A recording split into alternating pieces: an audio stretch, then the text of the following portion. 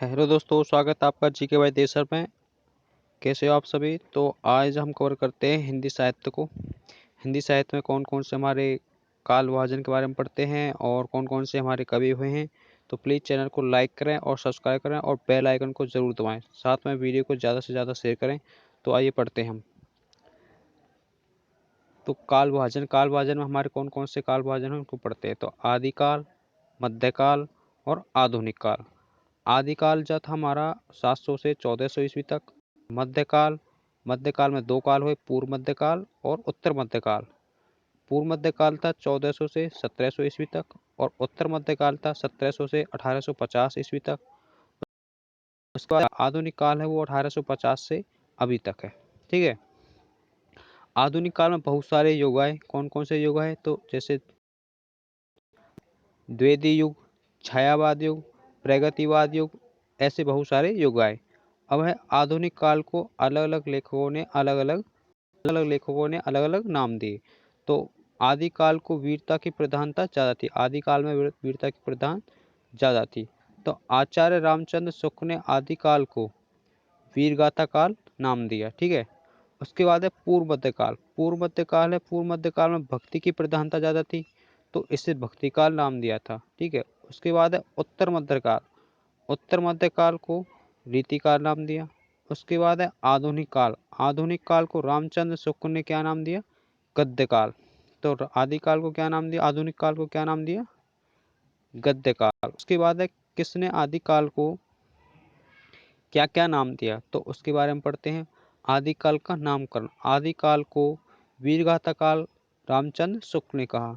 और आदिकाल किसने कहा? हजारी प्रसाद द्विवेदी ने। आदिकाल किसने कहा? हजारी प्रसाद द्विवेदी ने। उसके बाद है आदिकाल को चारण काल किसने कहा? तो आदिकाल को चारण काल किसने कहा? जॉर्ज ग्रेसन ने। उसके बाद है आदिकाल को प्रारंभिक काल किसने कहा? तो आदिकाल को प्रारंभिक काल कहा मिस्र बंधु ने। मिस्र बंधु की एक पुस्तक की लिखी, कौन सी? मिस्र विनोद।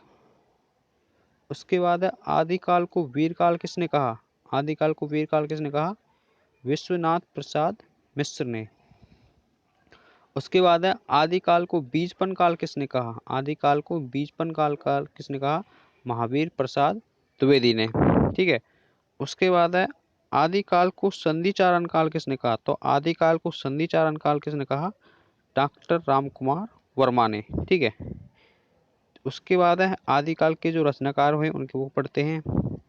तो अमीर खुसरो, आदिकाल के हमारे जो रचनाकार थे अमीर खुसरो, जगनिक, मधुकर, भटकेदार, नवल सिंह, विद्यापति, दलपति, नरपति, सागरधर और चंद्रवरदाई। चंद्रवरदाई ने लिखी पृथ्वीराज रासो। ठीक है। उसके बाद है बिसल देव रासो किसने लिखा? बिसल देव रासो लिखा नरपति नाहल ने। उसके बाद है हमीर रासो किसने लिखा? तो ये लिखा सहा गिरधर ने। उसके बाद है जय मयंक ने कौन सा लिखा? मधुकर। ठीक है। अब है हमारा रीतिकाल। रीतिकाल का नामकरण। रीतिकाल को श्रृंगार काल किसने कहा? तो रीतिकाल को श्रृंगार काल किसने कहा? विश्वनाथ प्रसाद ने। उसके बाद है रीतिकाल को अलंकृत काल किसने कहा? तो रीतिकाल को अलंकृत काल कहा मिस्र बंधुओं ने। ठीक है। उसके बाद है रीतिकाल को किसने कहा? रीतिकाल किसने कहा? तो ये क्या था हमारा? रामचंद्र शुक्ल ने रीतिकाल को रीतिकाल कहा। ठीक है। अब है रीतिकाल के जो रचनाकार थे, तो ट्रिक के साथ पढ़ते हैं। ट्रिक है हमारी, विभूषण आपके बोध से माधव देव आए हैं। ठीक है। तो ये हमारी ट्रिक है। तो वी से हो जाएगा बिहारी और भू से हो जाएगा भूषण और आ से हो जाएगा आलम और पै से हो जाएगा पद्याकर, के से हो जाएगा केशव और बो से हो जाएगा बोधा और से हो जाएगा सेनापति। ऐसे ही है, माँ से हो जाएगा मतीराम और दह से हो जाएगा धनानंद और दे से हो जाएगा देव। ये हमारे रीतिकाल के रचनाकार थे। तो एक बार और करते हैं।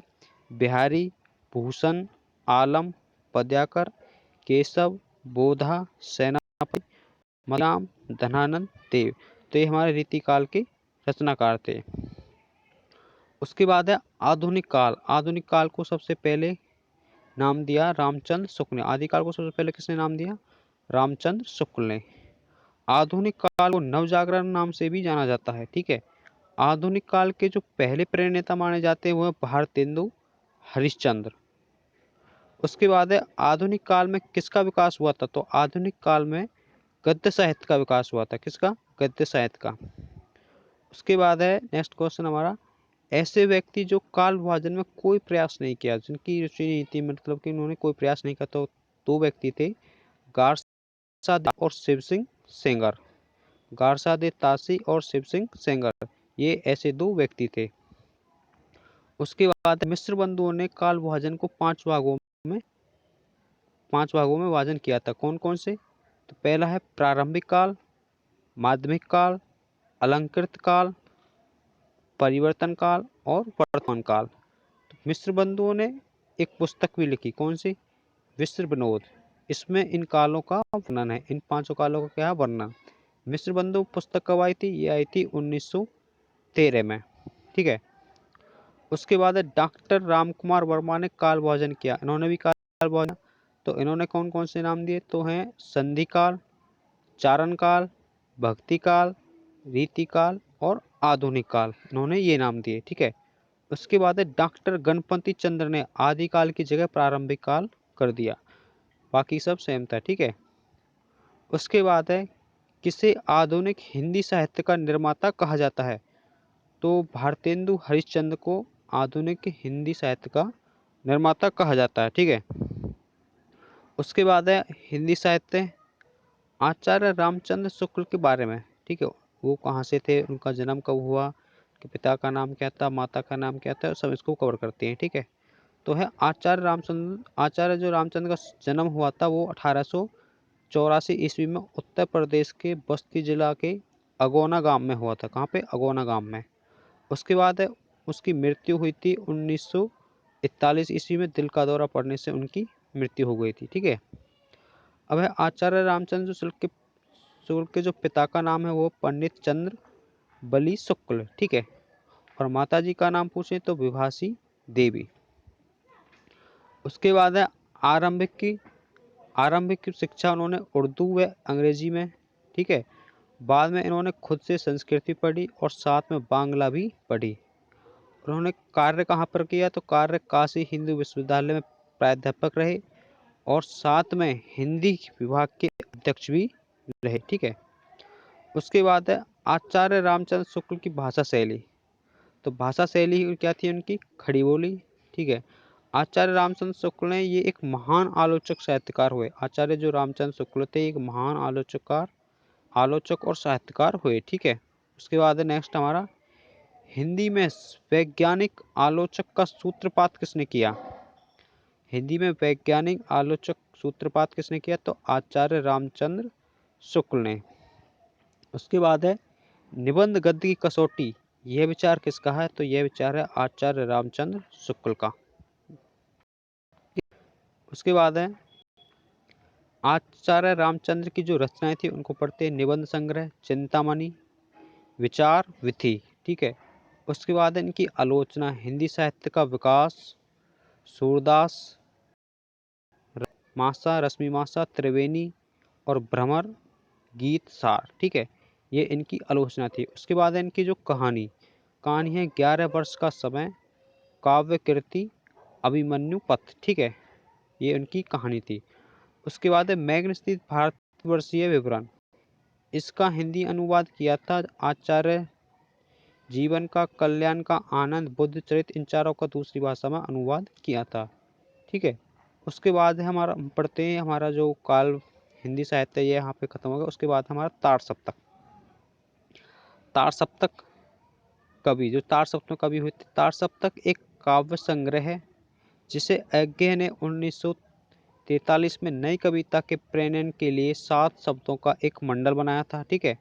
और उन 7 कवियों का मंडल बनाकर तार सप्तक का संपादन किया। ठीक है। तार सप्तक ये तार सप्तक हुए और हर एक तार सप्तक में 7 कवि, इसमें है कि एक तार सप्तक है उसमें 7 कवि हैं। ठीक है। अज्ञे के अनुसार एक ही प्रकार भाव चेतना के तार में पिरोए 7 कवियों की रचना का संकलन तार सप्तक कहलाता है। ठीक है। उसके बाद है तार सप्तक को मास्मिक के दिमाग की उपज मानी जाती है। तार सप्तक किसके दिमाग की उपज मानी जाती है? माचवे की, ठीक है। लेकिन इसके परिवर्तन को जो श्रेय है, जो तार सप्तक के जो परिवर्तन का जो श्रेय है, ये जाता है अज्ञे को, ठीक है, अज्ञे को दिया जाता है। अज्ञे ने तार सप्तक कवियों के बारे में क्या क्या क्या कहा था कि ये सातों कवि एक स्कूल के नहीं है, ठीक है। उसके बाद है तार सप्तक कवि राही नहीं, राहों के अन्वेषी हैं। जो तार सप्तक कवि हैं वो राही नहीं, राहों के अन्वेषी हैं, ये अज्ञे ने कहा था। उसके बाद है हिंदी साहित्य में अब तक 4 तार सप्तक कवि हुए। तो पढ़ते हैं कौन कौन से तार सप्तक कवि आए। प्रथम तार सप्तक ये आए थे 1943 में। द्वितीय तार सप्तक आया ये है 1951 में। तृतीय तार सप्तक आए ये 1959 में। और जो चतुर्थ तार सप्तक है ये आए 1979 में, ठीक है। प्रथम तार सप्तक के कवि कौन थे? प्रथम तार सप्तक में कौन कौन से कवि हैं? इनके जनक हैं अज्ञे जी। तो ट्रिक के साथ करते, अमू ने प्रभा को गिराया, अमू ने प्रभा को गिराया। तो ऐसे हो जाएगा अज्ञे, मुंह से हो जाएगा मुक्तिबोध, और न से हो जाएगा नेमिचंद्र जैन, और ऐसे हो जाएगा प्रभाकर माचवे, और गी से हो जाएगा गिरिजा कुमार माथुर, और रा से हो जाएगा भारत भूषण अग्रवाल, और रा से हो जाएगा रामविलास शर्मा। ये हमारे प्रथम तार सप्तक के कवि थे, ठीक है। कौन कौन से? अज्ञे, मुक्तिबोध, नेमिचंद्र जैन, प्रभाकर वर्धन, गिरिजा कुमार माथुर, भारत भूषण अग्रवाल और रामविलास शर्मा, ठीक है। उसके बाद है द्वितीय तार सप्तक। द्वितीय तार सप्तक थे 1900, ये आया 1951 में। इनके जो जनक थे वो अज्ञे थे, और जो कवि हुए थे, तो ट्रिक से याद करते हैं कवि कौन कौन से हुए। तो ट्रिक है हमारे धर्मवीर और शमशेर शकुंतला का हरण करके भागे। तो धर्मवीर से हो जाएगा धर्मवीर भारती, शमशेर से हो जाएगा शमशेर बहादुर, शकुंतला से हो जाएगा शकुंतला माथुर। उसके बाद है से हो जाएगा हरि नारायण व्यास, और रे से हो जाएगा रघुवीर सहाय, और न से हो जाएगा नरेश मेहता भवानी प्रसाद मिश्र। और ठीक है, ये हमारे 7 कवि हो गए। तो ये पढ़ते कौन कौन से? द्वितीय तार सप्तक के धर्मवीर भारती, शमशेर बहादुर, शकुंतला माथुर, हरि नारायण व्यास, रघुवीर सहा, नरेश मेहता और भवानी प्रसाद मिश्र, ठीक है। उसके बाद है हमारा तृतीय तार सप्तक। तृतीय तार सप्तक कब आया? 1959 में। इसके जनक अज्ञे थे और इनके कवि, तो कवि ट्रिक के साथ याद करते हैं। प्रयाग विजय में कीर्ति ने कुंवर सर से केदार की मन की बात कही। तो पहला ट्रिक है हमारी ये। तो ट्रिक क्या है हमारी? प्रयाग विजय में कीर्ति ने कुंवर सर से केदार की मन की बात कही। तो प्र से हो जाएगा प्रयाग नारायण त्रिपाठी, वी से हो जाएगा विजय देव नारायण शाही, और की से हो जाएगा कीर्ति चौधरी, और कु से हो जाएगा कुंवर नारायण, और से हो जाएगा सर्वेश्वर दयाल सक्सेना, और के से हो जाएगा केदारनाथ, और मैं से हो जाएगा मदन वास्यक, ठीक है। कौन कौन से कवि हुए हमारे तीर्थार सप्तक के? प्रयाग नारायण त्रिपाठी, विजय देव नारायण शाही, कुंवर नारायण, सर्वेश्वर दयाल सक्सेना, केदारनाथ और कीर्ति चौधरी और मदन वास्यक, ठीक है। उसके बाद है चतुर्तार सप्तक। जो चतुर्तार सप्तक है ये कब आया? 1979 में। इसके जो जनक हैं वो हैं अज्ञे, ठीक है। इनके जो कवि हैं उनको पढ़ते हैं। तो ट्रिक है हमारी, सुश्री राम ने स्वदेश अवधेश को राजकुमार नंद किशोर से मिलाया। सुश्री राम ने स्वदेश अवधेश को राजकुमार नंद किशोर से मिलाया, ठीक है। तो सु से हो जाएगा सुमन राजे, राम से हो जाएगा श्री राम वर्मा, और स्वदेश हो जाएगा स्वदेश भारती, और से हो जाएगा अवधेश कुमार, और रा से हो जाएगा राजकुमार कुंभज, और न से हो जाएगा नंद किशोर आचार्य, और से हो जाएगा राजेंद्र किशोर, ठीक है। राजेंद्र किशोर, किशोर से हो जाएगा राजेंद्र किशोर। तो ये हमारे चतुर्तार सप्तक के कवि थे। कौन कौन से? सुमन राजे, श्री राम वर्मा, स्वदेश भारती, अवधेश कुमार, राजकुमार कुंभज, नंद किशोर आचार्य, राजेंद्र किशोर, ठीक है। ये हमारे चतुर्तार सप्तक कंप्लीट हुए। ये हमारे चतुर्तार सप्तक के कवि थे। तो अब इनके जो क्वेश्चन थे थोड़े बहुत उनको पढ़ते हैं। एक तार सप्तक में कितने कवि थे? तो एक तार सप्तक में 7 कवि थे। टोटल तार सप्तक कितने थे? 4। टोटल तार सप्तक में कितने कवि हुए? 28। तार सप्तक की प्रथम महिला कौन सी थी? तो प्रथम महिला थी शकुंतला, शकुंतला माथुर। कौन से तार सप्तक में थी ये? द्वितीय तार सप्तक में। तार सप्तक में टोटल महिला कितने थी? तो टोटल महिला थी तार सप्तक में 3। पहली थी शकुंतला, द्वितीय थी कीर्ति चौधरी, और कीर्ति चौधरी कौन से तार सप्तक में थी? तृतीय तार सप्तक में थी। और तीसरी थी सुमन राजे, ये चतुर्थ तार सप्तक में थी। उसके बाद तार सप्तक में पति पत्नी कौन से थे? शकुंतला माथुर और गिरिराज माथुर, गिरिजा, ठीक है, गिरिराज माथुर। ये हमारे क्वेश्चन हुए। तो ये हमारा तार सप्तक कंप्लीट हो गया, ठीक है। तो एक पार्ट हमारा कंप्लीट है। मिलते हैं नेक्स्ट वीडियो में। तो प्लीज़ वीडियो को लाइक ज़रूर करें और कमेंट सेक्शन में कमेंट करके बताएं और क्या क्या इसमें और कर सकते हैं। और प्लीज़ वीडियो को ज़्यादा से ज़्यादा शेयर करें और चैनल को सब्सक्राइब करना ना भूलें। प्लीज़ वीडियो को ज़्यादा से ज़्यादा शेयर करें, ठीक है। तो मिलते हैं नेक्स्ट वीडियो में, तब तक के लिए धन्यवाद।